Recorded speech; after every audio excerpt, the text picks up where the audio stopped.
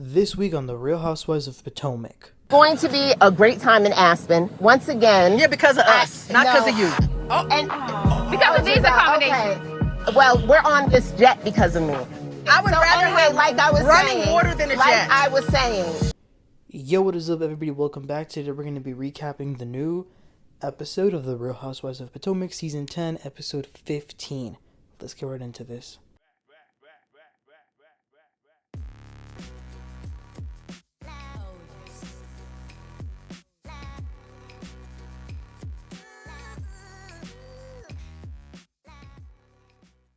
You guys, there is so much to talk about this episode. Like, I've got so many thoughts. So, let's get right into this. So, the Colorado trip continues. It's day 2. Tia, Kay, and Angel have left Angel's home and are on their way to meet up with the other ladies. Angel was sharing with the ladies on the car that yesterday when the other girls talked about having a sleepover and she said that she needed to check in with Bobby, Monique made a comment which Angel found to be out of line. Because Monique said, oh, well, he's the father, he can handle it. And now Angel was just told by Jazzy that Monique's been going around talking about Angel and her marriage, making these bold assumptions and telling the other girls. So Angel doesn't want Monique to be projecting, which Monique clearly is doing, and is actually very annoying and very dumb, quite frankly, because there's literally just like two things that Bobby and Chris have in common that you know of, which is that they're both men and they're both former football players. You don't know Bobby that well to be making these wild assumptions, Monique. Because even we see the other vehicle where Monique is on with the other ladies, and she's blaming all of her outbursts that she's ever had on Chris, and she thinks that Angel's heading down the same path. And I was just thinking, now Monique, we don't know what happened with you and Chris, so I don't want to take away from that. I think she has every right to share her side. Do I think she had some issues and struggles and problems in her marriage? Absolutely. And we're all here for listening to her. But you're going off on Candiace, Robyn, Gizelle, which, by the way, some of those were justified. But you trying to rewrite history is not it. Also, Monique and the ladies know that Angel knows what Monique has been saying. And they figured out that it's Jazzy who's been telling Angel. But I'm like, they really have no right to be mad at Jazzy because they're the ones talking about somebody else behind their back. So everybody then arrives to it. It's like a really small airport. It's just private jets. They're all going to be taking a private jet to Aspen, which is nice. I told y'all I went to Colorado a few years ago and we were staying in Colorado Springs and we went to go spend the day in Aspen. And y'all, too bad private jets are expensive and are pretty much only for really wealthy people, because it would have been so much better.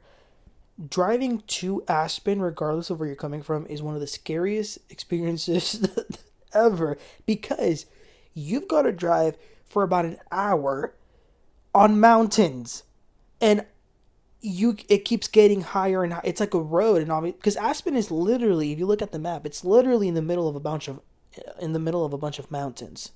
So to get there, you've got to drive around these highways they swirl around these mountains. It's a lot. It was crazy. But anyway, they're all getting on this jet that Angel is charting, and once they all get there, Angel says to the other ladies who she hasn't seen, "Ladies, I am so sorry about your accommodations." Too late. Gizelle just interrupted her right out of there. And Kay's like, let's hear her out. And Gizelle says, no hearing her out. And then Wendy adds on to that. She's like, no one cared about us. No one offered to send us an Uber to take us to your house to go take a shower. And then Gizelle says to Angel, yeah, we didn't hear ish from you. I would never leave anybody without water. It's effed up. And then Angel says, first of all, let me apologize. And then Gizelle says, no, you're too late. It's too late. You couldn't text us. You couldn't do none of that. And then Angel says, yes, I should have called you guys, but as soon as I was aware of what the issues were, I immediately tried to find a new house and get the accommodations that you all needed. I even tried to look at the Four Seasons. Gizelle says, don't you think we did that too? We're not going to be staying in the projects because of you, Angel. And then Ashley's like, yeah, and we were hot. And then Stacey starts screaming as well. And so does Wendy. And so does Monique. I didn't like this. I've never liked 2, 3, 4 people all screaming at one person. Gizelle wouldn't let Angel talk. She was just yelling and she was just vicious. Like, we've seen her be mad before, but like in this instance, she was just so vicious towards Angel.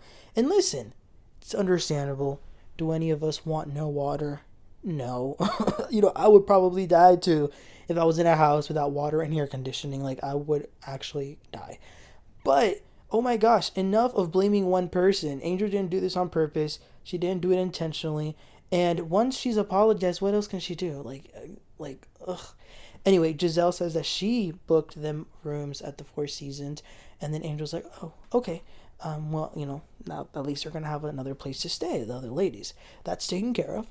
And then Angel says, well, we're going to have a great time in Aspen. And then Gizelle says, yeah, because of us, not because of you. And then Angel says, yeah, well, you're on this jet because of me. My intention was never to have a bad experience. And then here goes Gizelle again. Too late. I mean, it was relentless. She apologized. She didn't do it on purpose. What do you want from her, Gizelle? And then this just goes to show how it was a great idea for Angel not to have any of these women in her home. But at that point, if I were Angel, just based on the way Gizelle was talking to her, I would have said, you know what? Go ahead and get out. Get out of this jet. Go to the Hilton or before whatever the hell you booked and do whatever you want. And anyone else who wants to go after her and follow her, y'all are more than welcome. You're not going to be on here talking to me like that. I've apologized. Let's move on. That's what I would have said because it was too much. But anyway, the flight leaves. They go to Aspen. They arrive. It's not too long. And yeah, they get there. Aspen's definitely a vibe. Pretty nice. I think that maybe what Angel should have done was I was thinking maybe she should have just had the trip in Aspen and found a hotel there. I mean, there's not a lot of hotels in Aspen, but I'm sure there could have been at least one that was available. I don't know. Maybe that would have been a better idea. That's me kind of just thinking out loud. Because, I mean, even for the other things, though, they would have still had to leave Aspen. Because in Aspen, it's really nice. But there isn't too much you can do other than just kind of like shop and eat. Like, that's pretty much it. But anyway, they make it to Aspen and they go to a restaurant. And, they're kind of just making small talk. They're asking Angel, what does she and Bobby like to do while they're here? And then Angel also, once again, she says, you guys, I truly am sorry with the way things have turned out. I know that some of you aren't willing to accept my apology, but I am sorry. Monique's like, well, I am willing to accept it. So then they're ordering, they're eating, and then Monique says to Jazzy, did you tell Angel about the conversation that we had in the car? And then Jazzy says, yes. And Monique says, well, why? And Jazzy says, because I was concerned. So then Monique goes ahead and tells Angel, she says, I did want to bring this. I wanted to bring this up to you. I've noticed similarities between you and I. I was concerned about you because I don't want you to get to a point where you explode. I know that sometimes when you as a wife have so much and you do so much at home, it's always not enough what the man does. And sometimes when you get in circles, you tend to be defensive because of all the pressure. So I just don't want you to be in the same situation that I was. And Angel was she was listening to her. She was like, Oh, so you're wondering if I also have that lived experience, if I share that with you. Well, I don't go through that. That's not my experience. Last night when I was going to check with him about the sleepover, it's a respect thing. The children, yes, they're both of our children, but sometimes I still use the word watch. Like, yeah, can you watch the children? And then Jazzy's like, well, that was what was concerning to me. Jazzy, stop. On this one, stop. And she wants to talk about being a wag and all this. Gizelle then says to Angel, if you knew you were coming to Colorado, then why didn't you arrange for childcare so that it wouldn't be an issue? And Angel says, I do have childcare. I had them there yesterday, today, tomorrow, but they're going to be here until the agreement was they were going to watch the kids until 9 p.m. The babysitters have a schedule too. That's why, y'all bringing this up, I needed to discuss it with my husband. And then Wendy says, well, I think that the bigger issue is Jazzy. Jazzy, you knew that Monique wanted to tell Angel about this, so why would you tell her? And then Jazzy says, well, because Angel is my friend. Which I will say, I actually like Jazzy. Can she be a little annoying sometimes? Yes, but I do like that she told Angel this. I thought it was a real friend move. But when Angel said that Angel is my friend, that's why I told her. Everybody was like, since when? And Jazzy says, since we've known each other, we've actually talked a lot. It's been off camera, but we are friends. Matter of fact, I was going to stay at Angel's house. Tia just stayed there by default. Damn! I was like, whoa, where did that come from? And y'all, the way Tia turned to Jazzy, like, excuse me? And Angel says, well, yes, I did want Jazzy, Tia, and Kay to stay there, but she explains that she just couldn't have all three. She could only have two. But that was just really funny, the way Jazzy just blurted that out. Tia was not having it. She was offended. But that would explain why last week Jazzy made that comment to Tia, like, oh, when did you get so close with Angel? So I kind of understand that now. Then Wendy starts going in on Angel, telling her, you need to be real and just be honest about who you didn't want in your house. Like, stand on business and stop running. Just keep it real. And then Angel says, well, I didn't feel like that, though. And then they all say that it's BS. And then Gizelle's like, oh, well, anyway, let's move on. Let's go. Let's get out of here. And then Angel's like, okay, yeah, let's all go to Kimosabe. And as they're on their way out, Ashley and Monique do check on Angel. And, she had a tear. It was a little emotional. And I felt bad. I know that there's been a lot of fans or people on social media that I've seen that are like, oh, Angel, she needs to go. She's too emotional. She's not cut out for this. But I'm sorry. When you have a pile on accusations, assumptions, judgments, all being thrown at you, and you're constantly being dismissed and constantly being attacked as a newcomer, how the hell are you supposed to react? It's too much on one person. Not here for it. I think Gizelle's behavior is despicable. It's been despicable. It kind of was forgotten a little bit last season, but she's always been like this. Candiace was right when she read her down at that reunion. She is mean. She's just mean. But then they head out. They start walking around and they arrive to Kimosabe. Angel says that she loves this place. It means a lot to her. So the main thing that they sell there is hats, but they also have a bunch of other things like jewelry and boots and belts, knives, lots of cool stuff. So they've got some time there. They're shopping. They have some drinks. There is a point where Kay goes to Angel, and Angel sort of just says that she's letting it go, like whatever happened. Like she says, I release it.